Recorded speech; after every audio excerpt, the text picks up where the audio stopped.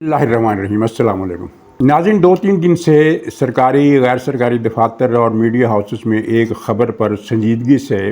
बहस हो रही है या बात हो रही है कि रियासत पाकिस्तान ने कुछ गैर मुतवक्को हालात की वजह से इमरान ख़ान को नवंबर के महीने में यानी इसी महीने रिहा करने का फ़ैसला किया है। वो गैर मुतवक्को हालात क्या हैं जिनकी वजह से ये फ़ैसला हुआ और ये पीछे एक गेम है वो क्या है, इस पर हम बात करेंगे। फिर बुशरा बीबी पेशावर से ज़मान पार्क आ गई हैं और ये आमद गैर मुतवक्को थी, क्योंकि पहले तो यही तय हुआ था कि वो पेशावर ही में रहकर एक दिरोन खाना पार्टी सियासत करेंगी। फिर एक जज साहब ने जिस तरह अपना डेकोरम तोड़ा और कमरा अदालत में बदतहजीबी का वो मुजाहरा किया जो दुनिया की किसी अदालत में किसी जज ने आज तक नहीं किया, उसकी वजह क्या हो सकती है। और फिर लंदन में काजी फायद ईसा के साथ जो कुछ हुआ, जो कुछ पीटीआई ने किया, उससे पीटीआई ने कुछ गेन किया या कि मज़ीद अपना नुकसान किया, ये हमारे मौज़ूआत हैं। सर फहरिस्त ये रिहाई वाली ख़बर, तो इस ख़बर का ख़ुलासा ये था कि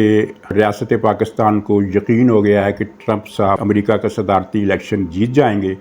और इलेक्शन जीतने के बाद यानी जो वो जनवरी में बरसर इक़्तिदार आएंगे, हलफ उठाएंगे, तो उस वक्त या उससे पहले ही अपने मुंतखब सदर होने की पोजीशन में वो पाकिस्तानी हुकूमत पर दबाव डालेंगे, उससे हुक्म देंगे कि इमरान ख़ान को रिहा करो। तो पाकिस्तान के लिए ये दबाव टालना नामुमकिन हो जाएगा और इमरान ख़ान को रिहा करना पड़ेगा, जिससे रियासत की खिफ़त होगी, बेइज्जती होगी। तो इसलिए रियासत ने यह फ़ैसला किया है कि इससे पहले कि ट्रंप साहब आएँ और ये काम करें, हम खुद ही कोई डील का तअस्सुर देकर इमरान ख़ान को रिहा कर दें। और इस हवाले से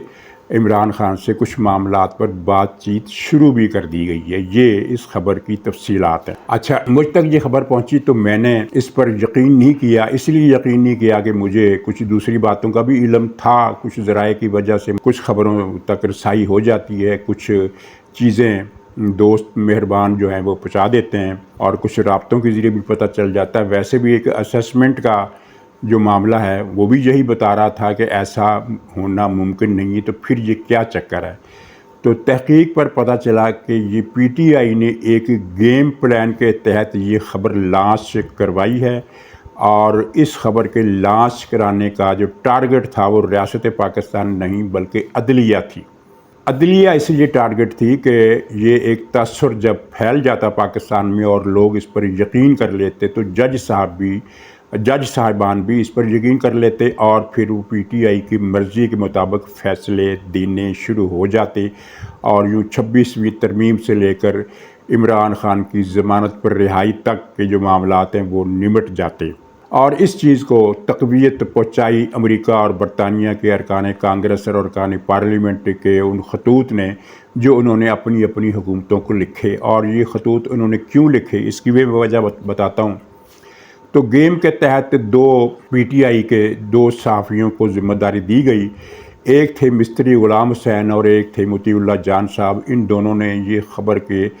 पूरी बुनत की, ताने बाने मिलाए और बड़ी चालाकी से ये इस ख़बर को मार्केट में लॉन्च कर दिया। और इत्तेफाक से ये दोनों प्रोग्राम, ये दोनों जिसमें ये ख़बरें दी गई थी, मैंने नहीं सुने थे। मुझे फिर बाद में किसी ने इन दोनों प्रोग्रामों के क्लिप भेजे, जिससे ये कहानी खुलकर सामने आ गई कि ये किस्सा था और ये था मकसद। और मुझे लगता है कि जज हज़रात जो पहले ही वो पीटीआई के लिए अपना तन मन धन कुर्बान करने के लिए बैठे होते हैं, कुछ हालात की वजह से मुताद भी हो जाते हैं, तो वो इस भर्रे में आ गए, इस फरेब में आ गए। और आपने देखा कि फिर पिछले 2-3 दिन में इन्होंने पीटीआई को बेहिसाब रिलीफ भी दिया, गोया कि गेम जो थी वो जुज़वी तौर पर कामयाब रही। अब हकीकत क्या थी? हकीकत इसमें 0% से ज़्यादा नहीं थी। पहली बात तो ये है कि अभी तक ये कहना ही मुश्किल है कि ट्रंप साहब इलेक्शन जीतेंगे, क्योंकि ट्रंप और कमला हैरिस में कांटेदार मुकाबला है। फ़िल वक्त कमला को 1% की बरतरी राय अम्मा में हासिल है और इससे पहले उनको 2 हफ्ते पहले तक ये बरतरी 3% की थी और अब कम होकर 1% हो गई। ये लेकिन मुकाबला अभी तक कांटेदार है। دوسری بات یہ ہے کہ جو لوگ امریکی سیاست کو جانتے ہیں اور وہ جو وہاں کے بااثر حلقے ہیں، باخبر حلقے ہیں امریکہ کے، یعنی امریکہ میں مقیم پاکستانیوں کی میں بات کر رہا ہوں کہ جو پاکستانی امریکی سیاست میں ان ہیں، چاہے وہ ریپبلکن پارٹی کے ہوں یا ڈیموکریٹ ہوں، ان کا سب کا یہ اتفاق رائے ہے کہ ٹرمپ صاحب جب برسر اقتدار آئیں گے تو انہیں یاد دلانا پڑے گا کہ عمران خان بھی پاکستان کا وزیر اعظم ہوا کرتا تھا۔ ٹرمپ صاحب کے ذہن میں عمران شمران کا کوئی چکر نہیں ہے، اگرچہ یہ لوگ ملے ہیں، ٹرمپ سے بھی ملے ہیں، ٹرمپ کی پارٹی کے دوسرے لوگوں سے بھی ملے ہیں اور عمران خان کا مسئلہ اٹھایا بھی ہے، لیکن ٹرمپ کے سامنے اور بہت سارے دوسرے معاملات ہیں، عمران خان کی ان میں گنجائش کہیں نظر نہیں آتی۔ اور اس کا جو بیک اپ ہے اس سٹوری کا، وہ ظاہر امریکی 60 ارکان کانگریس اور 20 برطانوی پارلیمنٹ کے ارکان کے خط، انہوں نے اس تاثر کو پیشگی تقویت دی، جس سے لوگوں کو یہ اندازہ ہوا کہ یہ ہل جل تیز ہو گئی ہے، تو چکر کیا ہے، تو شاید عمران خان کی رہائی عمل میں آنے والی ہے۔ حقیقت میں یہ ارکان کانگریس کیوں تیز ہوئے ہیں یہ میں ابھی بتاتا ہوں اس کے فوراً بعد، لیکن پہلے یہ میں بتا دوں کہ حکومت پاکستان نے ان ارکان تک، یعنی کانگریس اور برٹش پارلیمنٹ دونوں تک، اپنا جو رد عمل ہے وہ سفارتی ذرائع سے پہنچا دیا ہے۔ اس میں بین السطور نہیں بلکہ واضح سطور میں کچھ باتیں ان تک جو کنوے کی گئی ہیں ان کا خلاصہ بڑا دلچسپ ہے۔ یہ میرے سامنے ایک رپورٹ ہے اور میں اس میں سے ایک دو فقرے آپ کو پیش کرنا چاہوں گا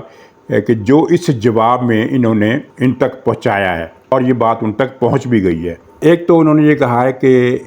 اگر آپ لوگ، یعنی امریکی ارکان کانگریس کو خاص طور پر مخاطب کر کے کہا کہ آپ لوگ اگر خودکشی بھی کر لیں تو ہمیں اس کی پرواہ نہیں ہے، عمران خان کی رہائی ممکن نہیں ہے۔ اور ایک اور فقرہ جس کا مفہوم یہ بنتا ہے کہ ہم آپ کے اس خط کو جوتے کی نوک پر لکھتے ہیں، اور پاکستان نے پہلی مرتبہ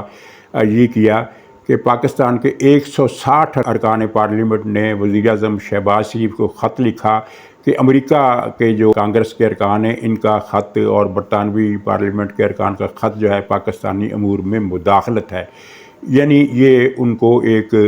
جوابی میسیج دیا گیا ہے کہ اگر آپ اپنی حکومت سے یہ مطالبہ کر سکتے ہیں تو ہمارے ارکان بھی آپ پر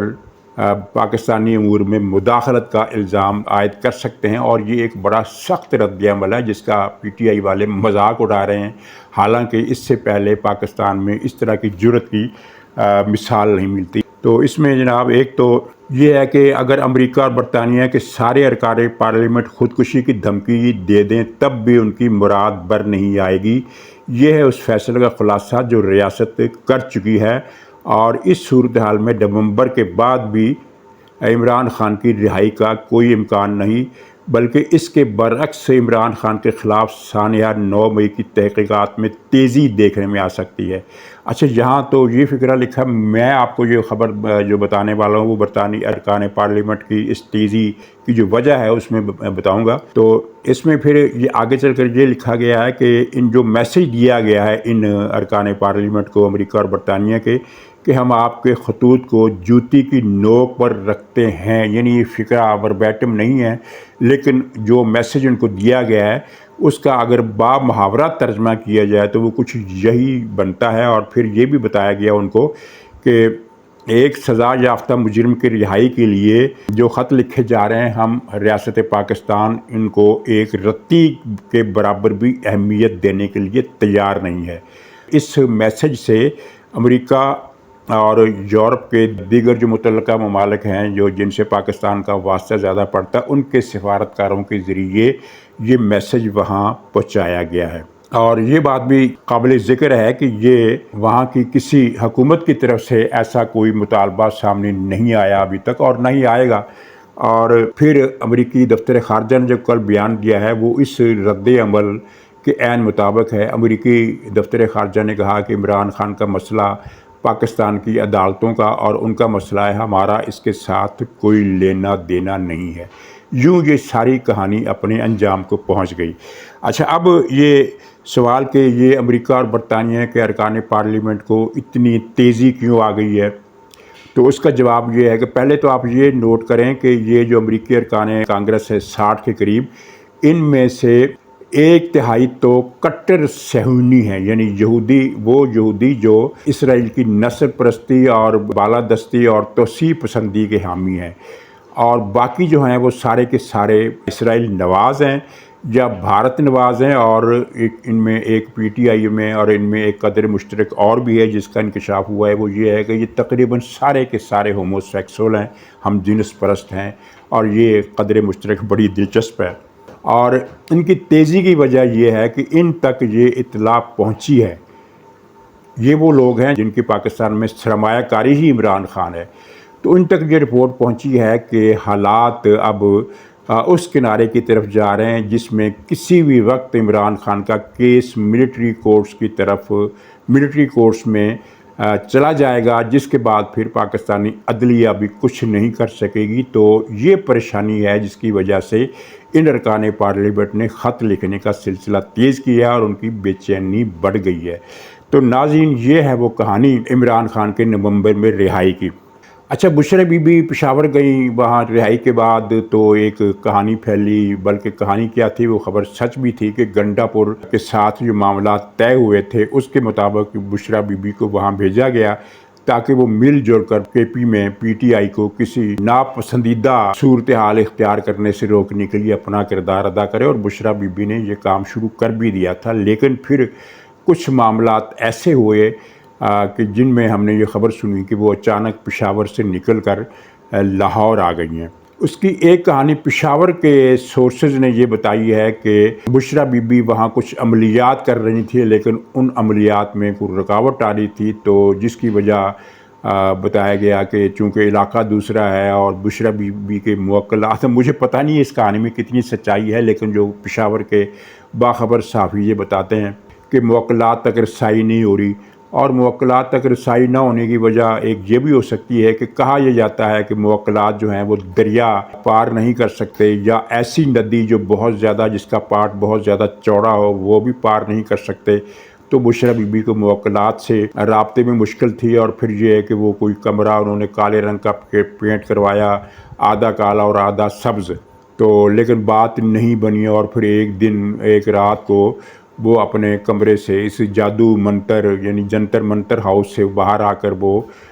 چیخنے لگیں، رونے لگیں، اور کچھ گالیاں والیاں بھی دیں، اور اس کے بعد اگلے دن وہ لاہور روانہ ہونے کا انہوں نے اعلان کر دیا۔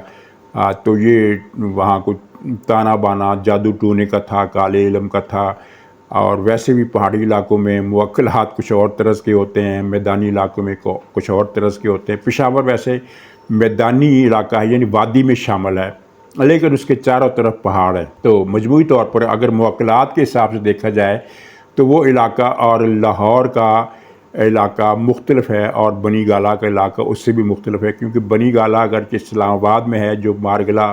کی پہاڑی پر واقع ہے، لیکن اس سے نیچے پھر وہ سارا میدانی علاقہ ہے جس کا سلسلہ لاہور پنجاب سے پاک پتن سے جڑ جاتا ہے۔ ایک تو یہ قصہ ہے، اور دوسرا قصہ جو سیاسی طور پر زیادہ اہم لگتا ہے وہ یہ ہے کہ جیسے ہی یہ خبر آئی کہ بشرا بی بی اپنے پشاور قیام کریں گی، تو جہاں علیمہ خانم نے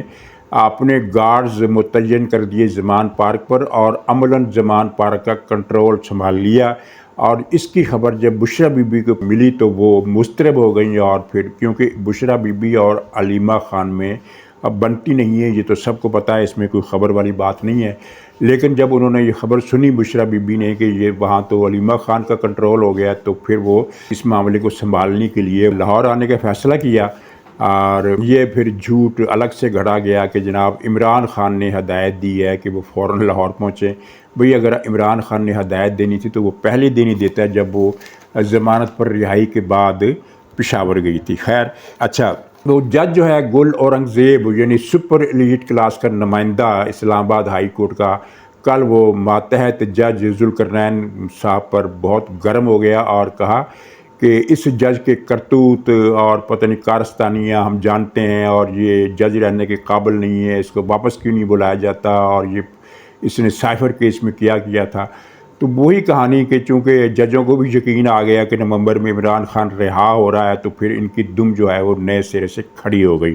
اور اس طرح کی انہوں نے کسی بھی ماتحت جج کے بارے میں اس طرح کے ریمارکس کی توقع کسی برے سے برے جج سے بھی نہیں کی جا سکتی۔ گل اورنگزیب نے انتہا کر دی اپنی اخلاقی پستی کی، اخلاقی گراوٹ کی، اور اگلے دن پھر اس کو احساس بھی ہو گیا کہ میں یہ کیا کر بیٹھا ہوں، میں نے تو اپنے کیس خراب کر دیا، اپنی عزت خراب کر دی۔